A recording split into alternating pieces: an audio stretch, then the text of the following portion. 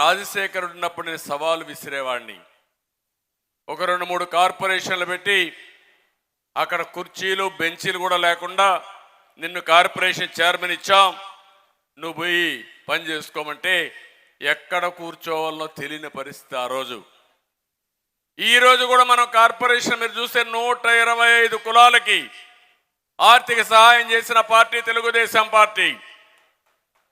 ఆ రోజు మీరు ఎక్కడికైనా వెళ్ళండి, ఏదో ఒక విధంగా మనం ఇస్తే కడాన మన గవర్నమెంట్ పోయిన తర్వాత గోడౌన్లో కొన్ని 100 కోట్ల విలువ చేసే పరికరాలని మూలన పెట్టింది ఈ వైఎస్ఆర్ కాంగ్రెస్ పార్టీ అని చెప్పి కూడా నేను మీకు తెలియజేస్తున్నా.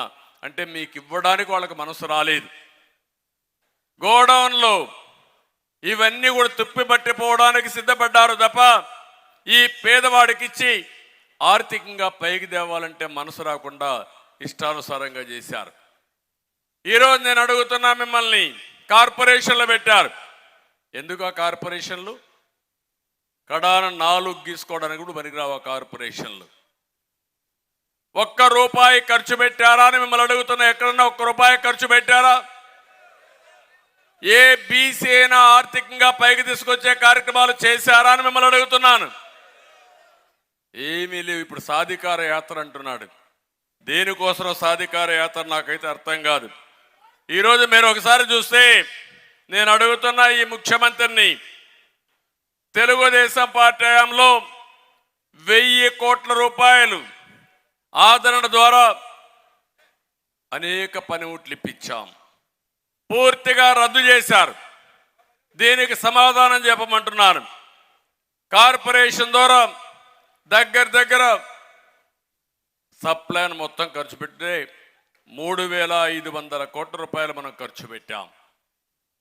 ఈరోజు సప్లైన్ ఇచ్చాం, 37,000 కోట్ల రూపాయలు మనం ఖర్చు పెట్టాం.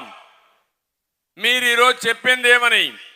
సంవత్సరానికి 15,000, 5 సంవత్సరాల్లో 75,000, 75,000 కోట్ల రూపాయలు కేటాయిస్తామని చెప్పి 1 రూపాయి ఇచ్చారా నేను అడుగుతున్నా.